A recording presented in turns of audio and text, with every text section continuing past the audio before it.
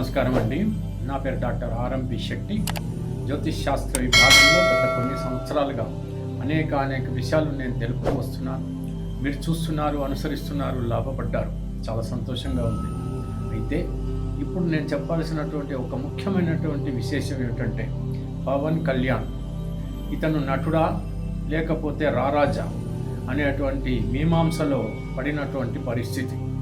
మరి నటనలో ఇతను ప్రావీణ్యం పొందిన తర్వాత జనాన్ని ఎలా ఆకర్షించాడు అనేటువంటి విషయం మనందరికీ కూడా తెలుసు. మరి అలాగే ప్రజానాయకుడు అయిన తర్వాత కూడా అతను ఏ రకంగా ప్రజలందరినీ కూడా ఆకర్షించి గెలిచి ఆ తర్వాత డిప్యూటీ ప్రైమ్ మినిస్టర్ ర్యాంక్లో అతను వెళ్ళిపోయాడో, అతనంత ప్రమోట్ అయ్యాడు అనేటువంటి విషయం కూడా మనకు తెలుసు. అటు నటనలో కానీ ఇటు రాజకీయంలో కానీ రెండింటిలో గెలిచినటువంటి ఈ వ్యక్తి యొక్క జాతకం ఏమిట్రా, ఎలా ఉంటుంది భవిష్యత్తులో అనేటువంటి ఒక ఆలోచన నాకు వచ్చి చాలా రకాలుగా పరిశోధించి ఆ తర్వాత నన్ను నేను ప్రశ్నించుకొని అసలు ఈ జాతకం చెప్పాలా వద్దా, చెప్తే ఎంతవరకు కరెక్టు అనేటువంటి విషయం కూడా నేను ఆలోచించుకుని ఆ తర్వాత చెప్తే 10 మందికి తెలుస్తుంది. ఎందుకంటే నటన అనేది స్క్రీన్ పైన ఉంటుంది. అది ప్రజలు ఇష్టపడితే తప్పకుండా చూస్తారు. అలాగే చూశారు కూడా. అదే మన రాజకీయ నాయకుడు అనేటప్పటికీ ఎన్నో ఛాలెంజెస్ ఉంటాయి. మరి ఒక రాజకీయ నాయకుడు కొత్తగా ఎంటర్ అయిపోయి అతను చాలా రకాలుగా ప్రయత్నాలు చేసినప్పుడు ఏమవుతుందనంటే, ఎంతో కాకలు తీరినటువంటి రాజకీయ నాయకులంతా కూడా చుట్టుమూగి అతన్ని అభిమన్యుణ్ణి చేసి నానా రకాలుగా హింసించేటువంటి పరిస్థితి రాజకీయ చరిత్రలో ఉంది. అటువంటి పరిస్థితుల్లో ఇతను ఎలా నెగ్గుకు వచ్చాడు అనేటువంటి చాలా ముఖ్యమైనటువంటి విషయం. మరి నెగ్గుకు వచ్చాడా లేదా మనకు కనపడుతుందా లేదా? ఆ కాకలు తీరినటువంటి ఆ రాజకీయ నాయకులని సైతము ఇతని సపోర్టుతో గెలిపించి ఇతను ఒక అధికారాన్ని చేపట్టాడు అని అంటే పవన్ కళ్యాణ్ సామాన్యుడు కాదు అనేటువంటి విషయం నాకు పూర్తిగా తేటతెల్లమైనటువంటి పక్షంలో మీకు అందరికి కూడా ఇతను మహానుభావుడు అనేటువంటి విషయం చెప్పటానికే ఈ వీడియో నేను చేయటం అనేటువంటిది జరిగింది. ఇది పొగడత మాత్రం కాదు, అతనిలో ఉన్నటువంటి ఆ శక్తిని మాత్రమే మీకు తెలుపుతున్నాను. దయచేసి వినండి. ఇకపోతే ఇతని చిత్రాలు ఎలా ఆడాయి, ఎలా ఆడుతున్నాయి, ఎలా ఆడబోతున్నాయి అనేటువంటి విషయం మనకు అక్కర్లేదు. ఎంచేతనంటే ఇతను నటుడు అని నేను పక్కన పెట్టేశాను. ఇతను రారాజు, ఒక చక్రవర్తి అనేటువంటి విషయం మాత్రమే నేను సంగ్రహించాను. ఇతని యొక్క జాతకంలో ముఖ్యంగా చూసినప్పుడు నాకు కనపడింది ఏంటంటే, వృశ్చిక రాశిలోకి వచ్చేటప్పటికి గురువు ఉన్నాడు. ఆ తర్వాత మకర రాశిలోకి వచ్చేటప్పటికి రాహువు, కుజుడు, ఆ తర్వాత చంద్రుడు, వీళ్ళు ముగ్గురు ఉన్నారు. మరి అదే కనుక మనం ఇక్కడ ఈ యొక్క వృషభ రాశిలోకి వచ్చేటప్పటికి శనైశ్వరుడు ఉన్నాడు. మరి కేతు వచ్చేటప్పటికి ఈ యొక్క కర్కాటక రాశిలో ఉండటం, ఆ తర్వాత సింహరాశిలోకి వచ్చేటప్పటికి ఈ యొక్క బుధుడు కానీ, రవి కానీ, శుక్రుడు కానీ, వీళ్ళు ముగ్గురు ఉండటం, ఆ తర్వాత ఇక ఎవరు లేకపోవటం, అదంతా కానీ 9 గ్రహాలు మనకి సరిపోయినాయి. అయితే ఇక్కడ మనం ముఖ్యంగా మొట్టమొదట చూడాల్సింది ఏమిటంటే, ఆత్మకారక గ్రహం ఏది అనేటువంటి విషయం చూడాలి. కుజుడు ఇతనికి ఆత్మకారక గ్రహం. ఇతని లగ్నాధిపతి కుజుడు. ఈ లగ్నాధిపతి ఎప్పుడైతే మకర రాశిలో ఉంటాడో, ఉచ్చస్థితిలో ఉంటాడు, ఒక పౌరుషము, ఒక అభిమానము, ఒక యుద్ధనీతి, ఒక పట్టుదల, ఒక మొండితనం ఉండేటువంటి అవకాశాలు ఖచ్చితంగా ఉండి తీరవలసింది. కుజుడు అంటేనే వాయిలెన్స్ లార్డ్. ఆ తర్వాత దానికి తోడు రాహు ఎప్పుడైతే మొండివాడు, రాహు ఎప్పుడైతే తోడయ్యాడో అది కాస్త ఇంకా ఎక్కువ పెరిగిపోయి అతను ఒక శివాజీ మహారాజు లాగా తయారయ్యేటువంటి పరిస్థితి ఏర్పడుతుంది. ఆ తర్వాత ఏం జరిగిందంటే, చంద్రుడు ఉన్నాడు ఇక్కడ. ఇటువంటి చంద్రుడు ఎప్పుడు కూడా అవసరమైతే అతను ప్రశాంతంగా ఉంటాడు. అవసరమైతే ప్రశాంతంగా ఉండడమే కాకుండా ఉపద్రవమే వచ్చినప్పుడు పొంగుతాడు సముద్రంలాగా అనేటువంటి విషయం మనకు అర్థం చేసుకోవాలి. ఇక్కడ చంద్రమంగళ యోగము అని మనం అర్థం చేసుకోవాలి.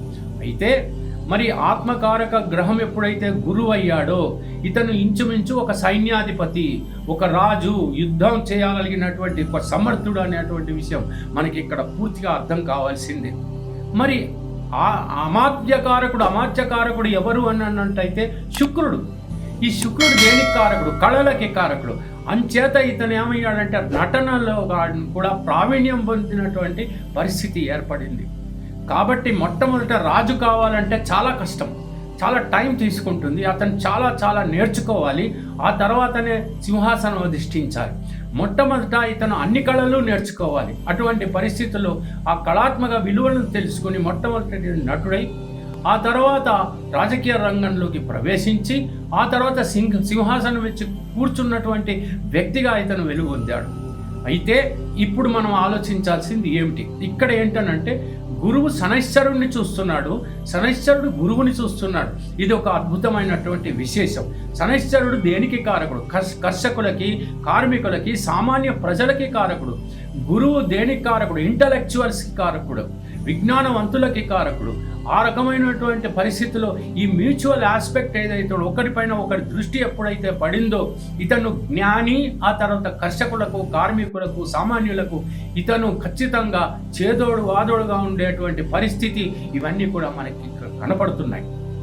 ఇకపోతే మనం ఆలోచించాల్సిందంటే మరో విషయము, ఇతనికి యోగాలు ఎలా ఉన్నాయి, ఏ రకంగా ఉన్నాయని కనుక తీసుకున్నట్టయితే ద్వితీయాధిపతి గురువు ఎప్పుడైతే ఇక్కడ మనకి కేంద్ర స్థానంలో ఉంటాడో అది ఖచ్చితంగా అఖండ సామ్రాజ్య యోగం అనేటువంటిది ఏర్పడి తీరుతుంది. ఆ తర్వాత రాజ సంబంధమైనటువంటి యోగం ఎలాగ ఉంది ఇతనికి, ఖచ్చితంగా అది మనకి ఇప్పుడు కనపడుతుంది. రాజ సంబంధమైనటువంటి యోగం అనేటప్పటికీ ఏమవుతుంది?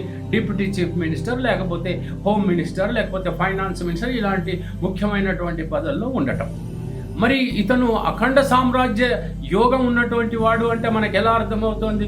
ఖచ్చితంగా ఇతను చక్రవర్తి లెవెల్లో వెళ్ళిపోతుంది. చక్రవర్తి అంటే ఈ రోజుల్లో చరిత్రలో చక్రవర్తులు ఉన్నారు, కానీ ఈ రోజుల్లో మాత్రం మినిస్టర్స్, మంత్రులు కదా. ఆ మంత్రులలో ముఖ్యమైనటువంటి మంత్రి ఎవరవుతారు? ముఖ్యమంత్రి అవుతాడు. ఈ రోజున మనకి ముఖ్యమంత్రి అయ్యేటువంటి అవకాశాలు మనకు మెండుగా కనపడుతున్నాయి. ఇవాళ కాకపోతే రేపు, కాకపోతే ఏదో ఒక రోజున ఖచ్చితంగా 100కి 100 పాళ్ళు ఇతను ముఖ్యమంత్రి కూడా అయ్యేటువంటి అవకాశాలు లేకపోలేదు. అయితే రాజకీయ ఈ పరిస్థితుల్లో ఎలా ఉంటుందనంటే సమయము, సందర్భము అనేటువంటిది ఉంటుంది. సమయాన్ని చూసి మాత్రమే వీళ్ళు ప్రవర్తించాల్సి వస్తుంది. అటువంటి జ్ఞానం కూడా ఇతనికి ఉంది, ఆ రాజకీయ చతురత కూడా ఇతనికి ఉంది అన్నటువంటి విషయం మనకి అర్థమవుతోంది. ఏం చేతనంటే గురువు జ్ఞాని. శనైశ్వరుడు ఏం చేస్తాడంటే మెల్లిగా వెళ్తాడు. 2.5 సంవత్సరాలు ఒక రాశి నుంచి ఇంకొక రాశిలోకి ప్రవేశిస్తాడు. కాబట్టి ఇతను చాలా స్లోగా ఆలోచిస్తూ మెల్లిమెల్లిగా మందగమనుడు కదా శనైశ్వరుడు. కాబట్టి మెల్లిగా దూకుడుతనం లేకుండా, దూకుడుతనంలో మాటల్లో దూకుడుతనం ఉంటుంది, చేతల్లోకి వచ్చేటప్పటికి అంచెలంచెలుగా స్టెప్ బై స్టెప్ ఇతను ఎదుగుతూ తర్వాత చివరినకు వచ్చేటప్పటికి ఇతను ముఖ్యమంత్రి అటువంటి అవకాశాలు ఉంటాయి. ఆ తర్వాత మాత్రం మళ్ళీ అతను సెంట్రల్ లెవెల్లో యూనియన్ మినిస్టర్ అయ్యేటువంటి అవకాశాలు ఉంటాయి. ఆ తర్వాత ఇంకా పైన వెళ్ళేటువంటి అవకాశాలు కూడా లేకపోలేదు. ఆ భగవంతుడు ఇతన్ని ఖచ్చితంగా ఆశీర్వదిస్తే అతను ప్రధానమంత్రి కూడా కాగలడు. ఆ లెవెల్లో నేను ఈ క్షణంలో చెప్పాలని లేదు. ఎంచేతనంటే దాన్ని జనరల్గా ఏమవుతుందంటే మనం చూసినంత వరకు దక్షిణ ప్రాంతం వాళ్ళు ప్రైమ్ మినిస్టర్ ఇండియాలో అవ్వటం లేదు. ఒకవేళ అయినప్పటికీ కూడా వాళ్ళని ఉండనిచ్చేటువంటి పరిస్థితులు కనపడటం లేదు. కాబట్టి ఇతను యూనియన్ మినిస్టర్ లెవెల్స్లో వెళ్ళి ఇతను చక్రవర్తి అనిపించుకుంటాడు, ఒక యోగ్యుడు అనిపించుకుంటాడు, ఒక అద్భుతమైనటువంటి రాజనీతిజ్ఞుడు అనిపించుకుంటాడు అనేటువంటి విషయం మనకి అర్థమవుతోంది. ఈ రకంగా ఉన్నటువంటి ఈ జాతకుడు ఖచ్చితంగా రేపటి రోజున ఒక దివ్యంలా వెలుగుతాడు, దివ్య జ్యోతి అవుతాడు. ఖచ్చితంగా ప్రజలను అందరినీ కూడా ఇతను కాపాడేటువంటి ఒక పద్ధతి ప్రకారంగా అతను అడుగులు వేస్తాడు. ఆ రకంగా కాపాడుకుంటాడు, ప్రజల్ని కన్నబిడ్డలా కాపాడుతున్నటువంటి విషయం నాకు కనపడుతుంది.